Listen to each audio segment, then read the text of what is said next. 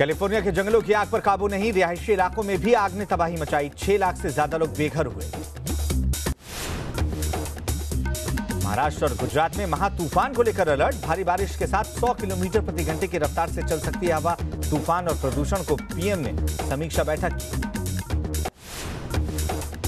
नेपाल में धमाके का सीसीटीवी वीडियो सामने आया है। जोरदार आवाज से चारों तरफ अफरा तफरी मच गई।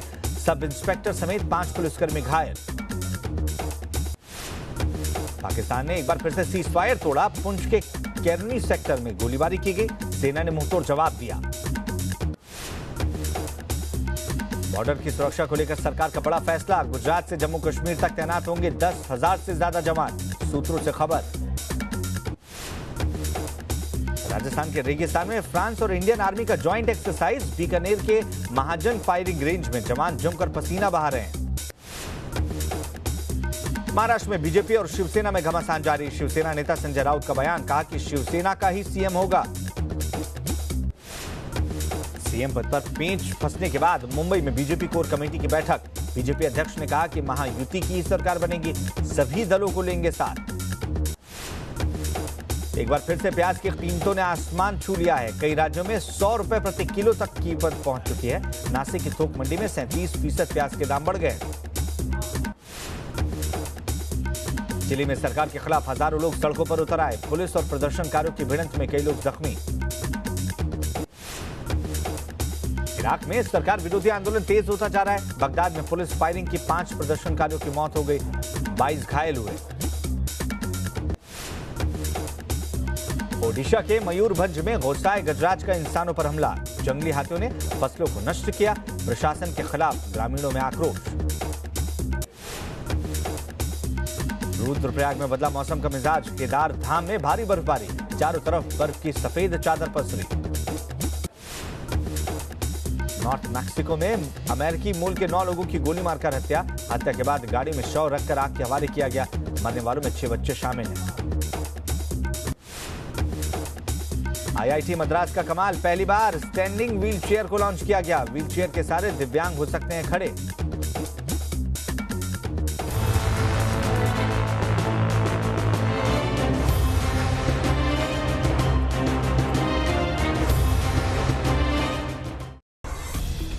न सोचने की शक्ति, न बोलने की तमीज। लेकिन हिंदुस्तान ये याद रखे, हमारे पास पाव आधा पाव का भी बम है।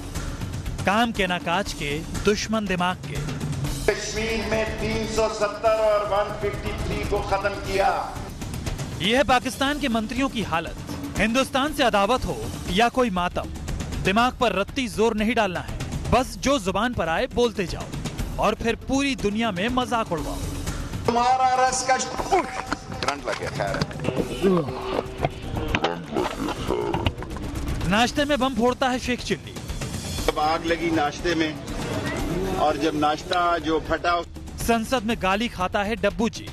एक तो ये डब्बू साहब बोले जा रहे हैं, मैं अब इनका क्या करूं। मैं इन्हें घर छोड़ के आया था, ये फिर इधर आ गए। ट्रेन से मिसाइल चलाते हैं।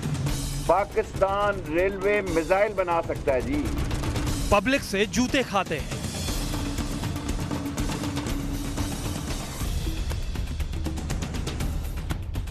आज हम आपको दिखाएंगे पाकिस्तान के वो मंत्री जिनका पाकिस्तान में ही मजाक उड़ता है, जिनकी समझ पर पाकिस्तानियों को शर्म आती है, जिनकी करतूतें देख पाकिस्तानी कैबिनेट को कॉमेडी सर्कस कहा जाता है। आप अगर ये चमचों कड़चों को रोक सके तो मेहरबानी हो। पूरी दुनिया इन्हें कहती है इमरान के मेंटल मंत्री।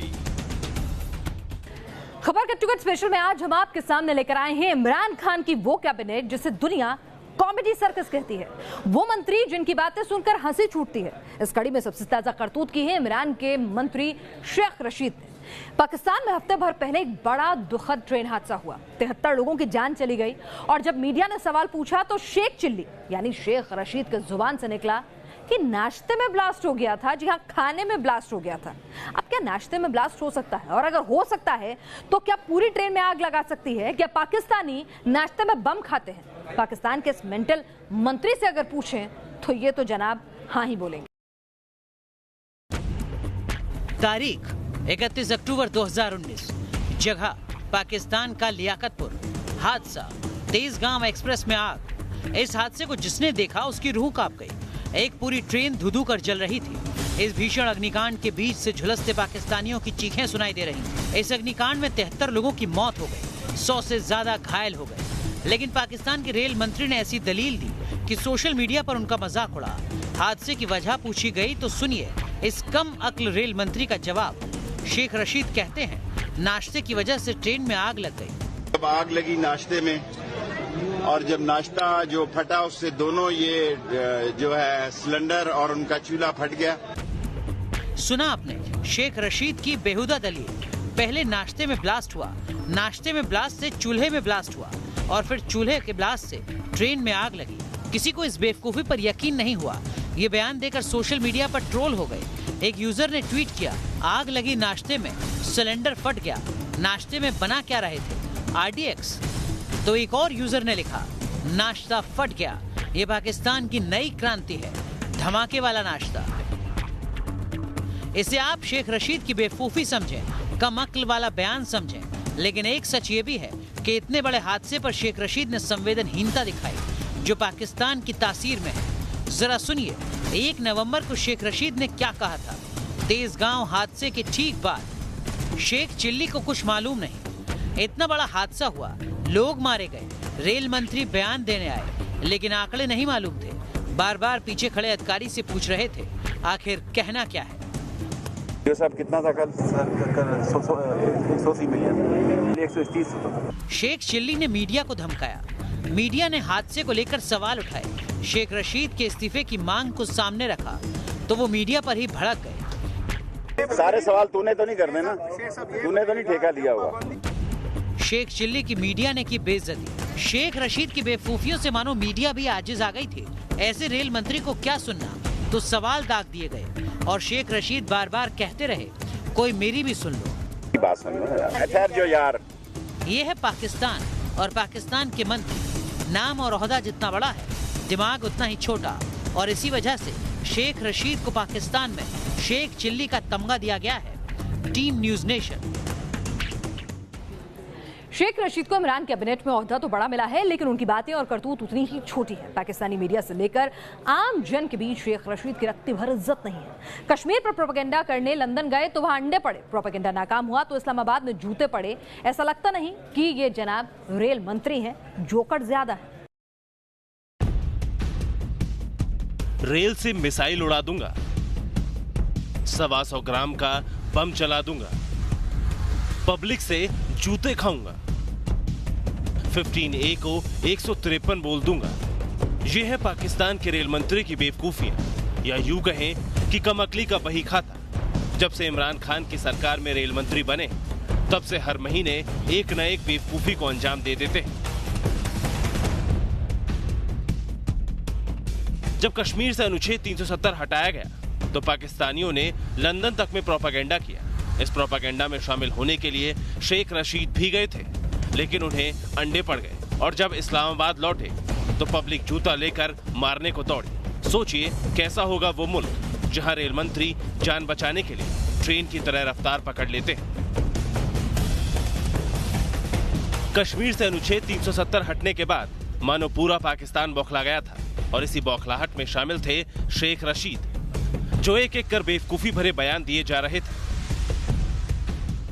पाकिस्तान रेलवे मिसाइल बना सकता है जी, दूर मार मिसाइल बना सकता है, इतनी इसमें सलाहियत है।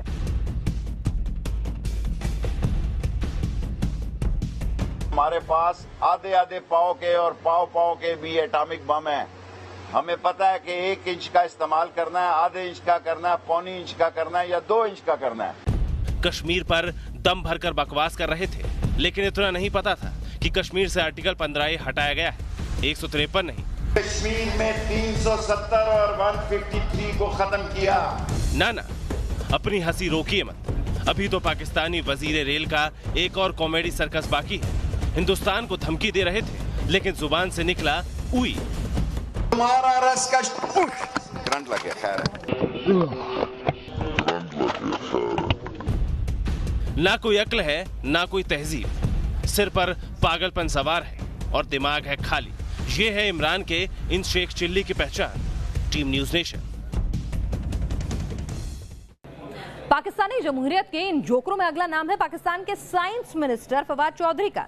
शेख रशीद की तरह इन्होंने भी मजाक उड़वाने और पाकिस्तान की बेइज्जती करवाने का ठेका ले रखा है। कहने को तो जनाब साइंस मिनिस्टर है, लेकिन विज्ञान से दूर दूर तक नाता नहीं। इनकी हालत ऐसी है कि संसद में विपक्षी इनकी सरेआम बेइज्जती करते। बेवकूफ, बदनाम और बेइज्जत, यही है पाकिस्तान में फवाद चौधरी की पहचान। इन्हीं 3 कसौटियों पर आज फवाद चौधरी को परखिए। आपको खुद ब खुद समझ आ जाएगा कि विज्ञान तो दूर, इन्हें आम जीवन का भी ज्ञान नहीं है। वीडियो कुछ वक्त पुराना है, लेकिन आज भी पाकिस्तान में फवाद चौधरी की हालत ऐसी ही है। विपक्षी सांसद मुशाहिद खान अचानक संसद में उठे थे और फवाद चौधरी की दे दनादन बेइज्जती कर दी थी। एक तो ये डब्बू साहब बोले जा रहे हैं, मैं अब इनका क्या करूं। मैं इन्हें घर छोड़ के आया था, ये फिर इधर आ गए। मुशाहिद साहब प्लीज जी। जी अब बात तो करने दे। नहीं प्लीज इस तरह के अल्फाज एक्सपंज कर दें जी। तुम मारेगा। हाँ जरा मैं बताता हूँ। प्लीज प्लीज प्लीज प्लीज अभी सुनो, आप तशरीफ रखें प्लीज प्लीज तशरीफ। और 2 टके का और तुम्हें तो गले से तशरीफ रखें चाहे जी। चलो शट अप। सवादी साहब मेहरबानी करें आप। जी जी मुशाहिदुल्लाह खान साहब प्लीज शट अप। आप अली महमूद खान साहब मिनिस्टर साहब तुम बचाओ बेगारत। जी जी नहीं हो माइक दो मैं जी। अब आप सोच रहे होंगे कि ये बदतमीजी तो विपक्षी सांसद ने की, लेकिन वजह फवाद चौधरी ही थे, जो खुद संसद में बदतमीजी करने के लिए बदनाम हैं। आप अगर ये चमचों कड़चों को रोक सके तो मेहरबानी हो। फवाद चौधरी को मानो अपना मजाक उड़वाने की आदत है। जब सूचना प्रसारण मंत्रालय से हटाए गए तो एक चैनल के साथ अपना इंटरव्यू शूट किया फिल्मी अंदाज में। कानून की डिग्री है, लेकिन बन गए वैज्ञानिक। इस मुगालते में पूरे पाकिस्तान को बेवकूफ बना लेंगे। मुंह पर मास्क चढ़ाया, सफेद कोट पहना, सामने रखी शीशों के रंगीन पानी को उल्टे सीधे तरीके से मिलाया और अपनी तारीफों के झूठे पुल गाड़ दिए। एक्चुअली उन्होंने मुझे 2-3 मिनिस्टर्स में से चूज करना था, तो आई चॉज साइंस एंड टेक्नोलॉजी। क्यों? क्योंकि मुझे लगता है कि अगर आपने पाकिस्तान में अगर आपने आगे जाना है, मुल्क को आगे बढ़ाना है, तो साइंस एंड टेक्नोलॉजी इससे ही आगे जा सकते हैं। उसके अलावा और कोई चारा नहीं। आपका सबसे बड़ा goal for the next few years? Pakistan को एक साइंस और टेक्नोलॉजी का मुल्क बनाना। जब कोई वकील विज्ञान की चाशनी छानेगा तो नतीजा बेवकूफी भरा ही निकलेगा। ऐसी एक और हरकत थी फवाद का 40 GB कांड। फवाद चौधरी ने एक ट्वीट किया जिसमें लिखा था, अगर वक्त से शादी हो जाए तो हर कोई 40 GB डाटा बचा लेगा। समझाने की जरूरत नहीं कि फवाद चौधरी ने ये घटिया और शर्मनाक ट्वीट किस मकसद से किया। इस ट्वीट पर तो पाकिस्तानी भी भौचक्के थे। एक पाकिस्तानी ने तो यहाँ तक लिख दिया, मुझे शर्म आती है कि आदमी पाकिस्तान का नेता है और मैं ऐसे पाकिस्तान में रहता हूँ। पाकिस्तान एक आतंकी मुल्क है, दुनिया जानती है, लेकिन फवाद चौधरी इतने बड़े बेवकूफ हैं कि वो टीवी पर इस सच को कबूलते हैं। बड़ी शान से कहते हैं कि पाकिस्तानी मदरसों में ही फिदाइन तैयार होते हैं। है कि हमारे इलाकों में ऐसे लोग मौजूद हैं, वो चाहे उनकी मर्जी से आए या हमारी मर्जी से आए, इसमें तो कोई शुबा नहीं है ना कि हमारे लोग हैं। एक एक जो खुदकश बम्बर मरा है उसका हमें नाम पता है, हमें पता है वो उसका वालिद कौन था, हमें पता है वो किस मदरसे से पढ़ा था। मजे की बात यह है कि फवाद चौधरी का पाकिस्तानी मीडिया में मजाक भी उड़ता है सरेआम, लेकिन मंत्री जी को रत्ती भर फर्क नहीं पड़ता, या यूं समझिए कि समझ ही नहीं आता। मेरी साइंस मेरी मर्जी, ये एक बड़ा दिलचस्प स्लोगन जो कि काफी दिन से चल रहा था और अब फवाद चौधरी साहब की तस्वीर के साथ भी आ गया। अगर आपके बच्चे मट्टी खाते हैं तो इन्हें सीमेंट खिलाएं ताकि उनकी बुनियाद मजबूत हो। एक ये चल रहा है। फिर चल रहा है कि हम पानी इसलिए पीते हैं कि हम पानी खा नहीं सकते। ये भी वजारत साइंस एंड टेक्नोलॉजी ने जारी किया है कि मिनिस्टर ने। फिर वो कहते हैं कि अगर जामन के दरख्त के नीचे गुलाब का पौधा लगा दिया जाए तो गुलाब जामन निकल आएंगे। ये सब हम पूछेंगे भी फवाद चौधरी साहब से। भैंस दुम इसलिए हिलाती है क्योंकि दुम भैंस को नहीं हिला सकती। अच्छा, ये बड़ा पब्लिक इंटरेस्ट का है कि अगर आप ये चाहते हैं कि 100 का पूरा बैलेंस आए तो 135 का लोड करवा लीजिए। अब जिस मुल्क का विज्ञान मंत्री ऐसा हो तो विज्ञान और तरक्की कहां और किस दिशा में जाएगी, ये कहने सुनने की जरूरत नहीं। Team news nation. पाकिस्तान के मंत्रियों की बेवकूफियां देखी, अब इन दोनों के बीच की अदावत भी देखिए। पिछले 1.5 साल के अंदर इमरान कैबिनेट के ये दो धुरंधर एक दूसरे पर तलवारें ताने हुए हैं और हद उस वक्त हो गई जब भरी प्रेस कॉन्फ्रेंस में शेख रशीद ने फवाद चौधरी को टार्जन कह दिया। तू मैं यही हुआ है पिछले 1.5 साल के अंदर शेख रशीद और फवाद चौधरी के बीच। दोनों की बेवकूफियों के बड़े बड़े पिटारे हैं। दोनों ने बार बार नासमझी की हद पार की, लेकिन बड़बोला मेंटल बनने की होड़ में बड़ा कौन है, ये भी तो साबित करना है। शेख रशीद और फवाद चौधरी के बीच खींचातानी का एक बड़ा सबूत सामने आया था अगस्त 2019 में। मोदी सरकार ने कश्मीर से अनुच्छेद 370 हटा दिया था। पाकिस्तान का हर मंत्री जहरीले बयान देने की रेस में शामिल था और इसी बीच शेख रशीद ने फवाद चौधरी को निशाने पर ले लिया। पाकिस्तान का सीनियर तरीन पार्लियामेंटेरियन हूँ, उनके लिए अर्जा जो रात चैनल में बैठ के कह रहे हैं मैं बेवकूफ तो नहीं हूँ ना। प्राइम मिनिस्टर की क्लियरेंस के बाद ये किया है, उनको आदत है दूसरी मिनिस्ट्रियों में मुंह मारने की। मैं इससे ज्यादा कुछ नहीं कहना चाहता। उनको अपने काम से काम रखनी चाहिए और उन्होंने बड़ा अपने आप से टार्जन बनने की कोशिश की है। शेख रशीद ने सबके सामने फवाद चौधरी को टार्जन क्यों कहा, इसकी भी कहानी सुन लीजिए। दरअसल भारत से नफरत जाहिर करने की होड़ में फवाद चौधरी आगे हो गए थे। शेख रशीद रेल मंत्री थे, लेकिन समझौता एक्सप्रेस रद्द करने का आइडिया फवाद चौधरी ने पेश कर खुद को आगे साबित कर दिया और इसी को लेकर शेख रशीद ने फवाद चौधरी को कह दिया टार्जन। पाकिस्तान का सीनियर तरीन पार्लियामेंटेरियन हूँ, उनके लिए अर्जा जो रात चैनल में बैठ के कह रहे हैं मैं बेवकूफ तो नहीं हूँ ना। प्राइम मिनिस्टर की क्लियरेंस के बाद ये किया है, उनको आदत है दूसरी मिनिस्ट्रियों में मुंह मारने की। मैं इससे ज्यादा कुछ नहीं कहना चाहता। उनको अपने काम से काम रखनी चाहिए और उन्होंने बड़ा अपने आप से टार्जन बनने की कोशिश की है। शेख रशीद और फवाद चौधरी दोनों इमरान सरकार के सबसे निकम्मे लेकिन सबसे ताकतवर मंत्री हैं। फवाद चौधरी इमरान खान के करीबी हैं तो शेख रशीद फौज के करीबी माने जाते हैं। फवाद चौधरी ने इमरान के चुनावी कैंपेन में अहम रोल निभाया था तो शेख रशीद फौज के इशारों पर इमरान सरकार को दबाव में रखते हैं। जब एक वजीर का खास हो और दूसरा सिपहसालार का, तो टक्कर होना तो लाजमी है। दोनों की जुबान भी बता देती है कि आखिर कौन किसका सगा है। देखिए 2013 में मुझे याद है कि उस वक्त इमरान खान अपोजिशन के मेंबर थे। वो अपोजिशन में वहाँ पे बैठे, उन्होंने खड़े होकर मुबारकबाद दी नवाज शरीफ साहब को और कहा कि आपको मुबारक हो, आप मेहरबानी करिए 4 हलके खोल दीजिए।